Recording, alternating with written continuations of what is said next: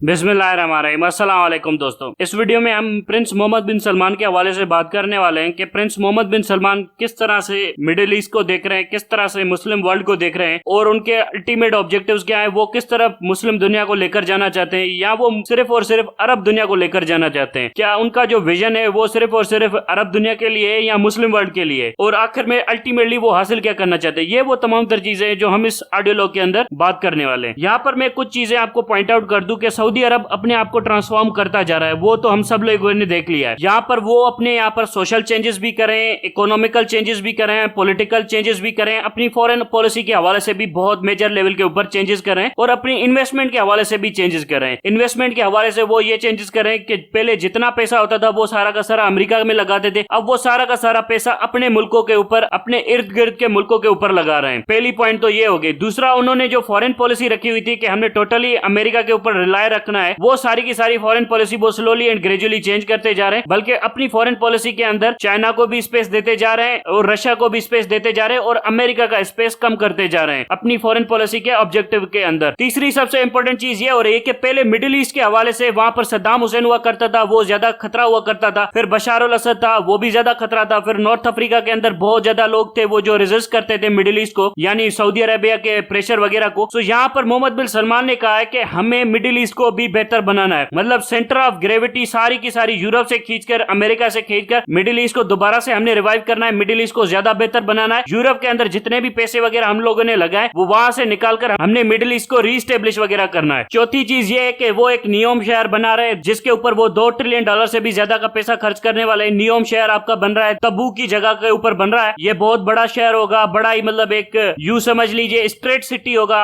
187 kilometre का straight city होगा। सो ये एक बड़े लेवल का प्रोजेक्ट है जिसके ऊपर सऊदी अरब बहुत जोरों शोरों से पैसे लगा रहा है और बहुत ज्यादा खर्च भी कर रहा है। इसके अलावा सऊदी अरब इस वक्त रियल पॉलिटिक्स की तरफ जा रहा है। रियल पॉलिटिक्स उसे कहते हैं जहां पर आपकी आइडियोलॉजिकल डिफरेंसेस, आपके पर्सनल डिफरेंसेस ज्यादा मैटर नहीं करते। आप मुसलमान हो या काफिर हो, इसके ऊपर भी ज्यादा सोचा नहीं जाता। सोचा ये जाता है कि आप भी वही काम करना चाहते हो, हम भी वो काम करना चाहते हैं, यानी कॉमन इंटरेस्ट होता है जिसके ऊपर ज्यादा फोकस किया जाता है, डिफरेंसेस के ऊपर फोकस कम किया जाता है। सो यहाँ पर भी Saudi Arabia, Middle East, Iraq, Bashar al Assad, Syria, Lebanon, Jordan, इनके हवाले से यही सोच रहा है कि हमने मिडिल ईस्ट को दोबारा से रिवाइव करना है। फिर चाहे वहां की पॉलिटिकल लीडरशिप जो भी हो, लेकिन इनको दोबारा से खड़ा करना है। मतलब डिफरेंसेस जो भी है उसकी पॉलिटिकल लीडरशिप के साथ उसको दूर रखना है, कॉमन ऑब्जेक्टिव्स को परसू वगैरह करना है। अब मोहम्मद बिन सलमान के साथ मिलकर ये काम कौन कौन करना चाहता है? यूएई मोहम्मद बिन सलमान के साथ खड़ा है, कतर भी मोहम्मद बिन सलमान के साथ खड़ा है, अब कुवैत वाले भी राजी हो गए इस तमाम तर मामला के ऊपर। ओमान तो पहले से ही राजी था इस तमाम तर मामला के ऊपर। सो यहाँ पर इराक की लीडरशिप से बातचीत करनी है और दूसरा बशार अल असद से बातचीत करनी है। और अल्टीमेटली बशार अल असद और इराक की लीडरशिप भी मान जाएगी क्योंकि उनको पैसे मिल रहे हैं, तो वो क्यों नहीं मानेंगे। लेकिन क्या ये करना इतना आसान होगा? अमेरिका चुप करके बैठ जाएगा, इसराइल चुप करके बैठ जाएगा? क्योंकि जैसे ही अरब मुमालिक ज्यादा तरक्की करना शुरू करेंगे और जितने ताकतवर होना शुरू हो जाएंगे और ताकत उनकी बढ़ना शुरू हो जाएगी, तो उनकी डिपेंडेंसी अमेरिका के ऊपर कम होना शुरू हो जाएगी और उनका पावर लेवल इसराइल के हिसाब से बढ़ना शुरू हो जाएगा। तो इसराइल और अमेरिका को तो ये कंडीशन सूट नहीं करती। तो यहाँ पर मोहम्मद बिन सलमान को क्या करना चाहिए? मोहम्मद बिन सलमान की स्ट्रेटेजी के अंदर कौन से फ्लॉज हैं, ये वो चीजें हैं जो हमने देखनी है। सबसे पहली चीज जो मोहम्मद बिन सलमान की स्ट्रेटेजी के अंदर फ्लॉ है कि मोहम्मद बिन सलमान यहाँ पर सिर्फ डेवलपमेंट की बात कर रहे हैं, सिक्योरिटी को एड्रेस नहीं कर रहे। अगर मिडिल ईस्ट को तरक्की करनी है तो मिडिल ईस्ट के पास अच्छी सिक्योरिटी होना बहुत ज्यादा जरूरी है। यहाँ पर मिडिल ईस्ट ने अपनी सिक्योरिटी के लिए हमेशा फॉरेन पावर के ऊपर रिलाय करती रही है। इराक रिलाय करता रहा है ईरान के ऊपर या अमेरिका के ऊपर, कुर्द लोग रिलाय करते रहे अमेरिका के ऊपर, सीरिया रिलाय करता रहा है अपनी सिक्योरिटी के लिए रशिया के ऊपर, इसी तरह से सऊदी अरब सिक्योरिटी के लिए रिलाय करता रहा है अमेरिका के ऊपर। सो मिडिल ईस्ट को स्टेबल बनाने के लिए, प्रोग्रेसिव बनाने के लिए सबसे पहली चीज जो एड्रेस करनी चाहिए वो मिडिल ईस्ट की सिक्योरिटी है। वो सिक्योरिटी के लिए दूसरों के ऊपर डिपेंडेंट नहीं रह सकते। अगर वो दूसरों के ऊपर डिपेंडेंट रहना भी चाहते हैं तो बेहतर है वो तुर्की के साथ ताल्लुकात बेहतर कर ले, बेहतर है वो ईरान के साथ ताल्लुकात बेहतर कर ले, बेहतर है वो पाकिस्तान के साथ ताल्लुकात ज्यादा बेहतर कर ले, या फिर वो नॉर्थ अफ्रीकन मुस्लिम कंट्रीज हैं जिनके पास अच्छी खासी आर्मीज हैं जैसे इजिप्ट हो गया, लिबिया हो गया, इनके साथ ताल्लुकात बेहतर कर ले। अगर वो सिक्योरिटी के क्वेश्चन को एड्रेस नहीं करते और ऐसे ही चल पड़ते हैं इस काम के ऊपर, तो इजराइल और अमेरिका कुछ ना कुछ तो जरूर करेगा इनके काम को रोकने के लिए। फिर मोहम्मद बिन सलमान को रियलाइज होगा कि ये सारी की सारी डेवलपमेंट करने के लिए सिक्योरिटी सबसे ज्यादा इंपॉर्टेंट है, जिसको सऊदी अरब की लीडरशिप बहुत जोरों शोरों से इग्नोर करती जा रही है। और यहाँ पर एक और चीज के ऊपर मोहम्मद बिन सलमान को सोचना पड़ेगा, सिर्फ मिडिल ईस्ट को ही क्यों ग्रो करना है, पूरी मुस्लिम वर्ल्ड को भी ग्रो कर सकता है। अगर सऊदी अरब ये समझ रहा है कि कि अमेरिका सऊदी अरब को आइसोलेट करता जा रहा है और अमेरिका सऊदी अरब के ऊपर प्रेशर बढ़ाता जा रहा है, खास तौर पर जो बाइडेन की रिजीम। तो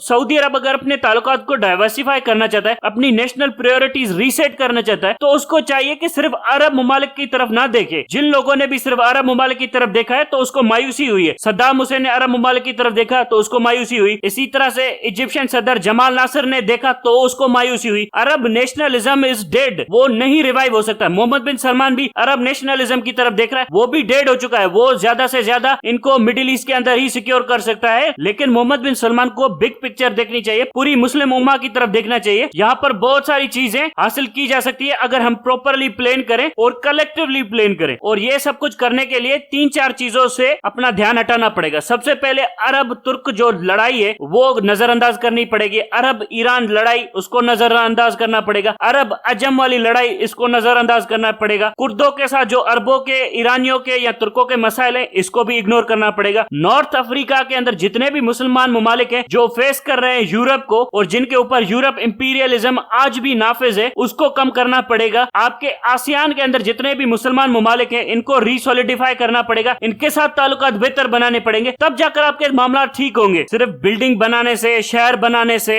आपका नेशनल पावर नहीं बढ़ता, इससे आपका सॉफ्ट पावर बढ़ता है, आपकी सॉफ्ट इमेज प्रमोट होती है। आपका नेशनल पावर नहीं बढ़ता, आपकी प्रोडक्शन नहीं बढ़ती। यहाँ पर अरब मुमालिक को अपनी प्रोडक्शन के ऊपर कॉन्सेंट्रेट करना पड़ेगा। चलो कुछ और नहीं प्रोड्यूस करते तो अपने मिलिट्री इक्विपमेंट तो खुद प्रोड्यूस कर सकते हैं ना, जिसके लिए वो हेवीली रिलाई करते हैं फॉरेन पावर के ऊपर, और फॉरेन पावर को भी बहुत ज्यादा बिजनेस मिलता है इन तमाम तर चीजों से। सो उनको वो चीजें तो खुद प्रोड्यूस करनी चाहिए ना। और ये सिर्फ शहर बनाने से ही तरक्की नहीं होती। शहर तो आपका सॉफ्ट पावर होते हैं, वो ज्यादा से ज्यादा आपके लिए सेलिब्रिटीज, टूरिस्ट वगैरह ला सकते हैं। लेकिन अगर आप अपनी प्रोडक्शन बढ़ाएंगे, जैसे चाइनीज ने अपनी प्रोडक्शन के ऊपर काम किया है, वैसे ही अगर अरब मुमालिक अपनी प्रोडक्शन के ऊपर काम करेंगे तो ज्यादा तरक्की करेंगे। और इनको ईरान के साथ, तुर्की के साथ, पाकिस्तान के साथ और तमाम मुसलमान मुमालिक के साथ री इंगेज करना पड़ेगा, रीडिजाइन करने पड़ेंगे अपने तमाम ताल्लुकात। और ये जो नफरतें है ना, ये खत्म करनी पड़ेंगी अगर हमने अपनी इस्लामिक सिविलाइजेशन को दोबारा रिवाइव करना है। मोहम्मद बिन सलमान का विजन तो बहुत अच्छा है, लेकिन इसको रिवाइव करने के लिए बहुत सारा मेहनत करनी पड़ेगी। बहुत सारे मुल्कों को आपस में मिल बैठकर बातचीत करनी पड़ेगी, डायलॉग होगा, तब जाकर ये तमाम तर मसाइल हल होंगे और मुसलमान दोबारा से एक बड़ी पावरफुल सिविलाइजेशन बनकर इमर्ज करेंगे। लेकिन बात यहाँ पर फिर भी यही आती है कि पाकिस्तान के अंदर कौन सी गवर्नमेंट बैठी है जो ये सारा का सारा डायलॉग करेगी, ये सारे के सारे काम करेगी। ना आपकी मिलिट्री के अंदर कोई अकल है, ना कोई कॉम्पिटेंसी है। ये 2% के जनरल है, ना इनको फॉरेन पॉलिसी का कुछ पता, ना डोमेस्टिक सिक्योरिटी का कुछ पता। ये सिर्फ और सिर्फ डंडा पाकिस्तानी अवाम को देते फिर रहे हैं और कुछ इन जाहिलों को आता नहीं है। नालायक निकम्मे लोग, इन लोगों ने पाकिस्तान को बर्बाद कर दिया। अब ये लोग जाकर एंगेजमेंट करेंगे और ये लोग जाकर इतने बड़े विजन को एग्जीक्यूट करेंगे। यहाँ ये खुसरा बिलावल ये एग्जीक्यूट करेगा ये विजन, यहाँ ये नवाज शरीफ जो सारा दिन ये कहता रहता है कि मैं हिंदू हूँ, मैं हिंदू हूँ, वो जाकर ये एग्जीक्यूट करेगा। तो यहाँ पर भी हमें एक और गवर्नमेंट चाहिए इमरान खान जैसी, जिसके पास कुछ पावरफुल फॉरेन मिनिस्टर्स हो, जिनके पास कुछ स्ट्रेटेजिक माइंड्स हो, वो जाकर ये सारी की सारी चीजें एग्जीक्यूट करेंगे। तो यहाँ पर जो पाकिस्तान का रोल है वो तो छोटा से छोटा होता जा रहा है। हो सकता है सऊदी अरब अकेले ही ये सारा काम करने में कामयाब हो जाए, फिर पाकिस्तान की क्या हैसियत बनेगी। पहले तो हमें ये मिलिट्री बड़े अच्छे से सेल करती थी। मशरिक और मगरिब के दरमियान जो कुफर है, उसके बीच में जो दीवार है वो पाकिस्तान है, और यहाँ पर सारे काफिर हमारे GSU के अंदर बैठे हुए हैं। सो ये जो मिलिट्री का प्रोपेगेंडा है ना, ये पाकिस्तान को ले डूबेगा। अब तक के लिए इतना ही। Thank you very much.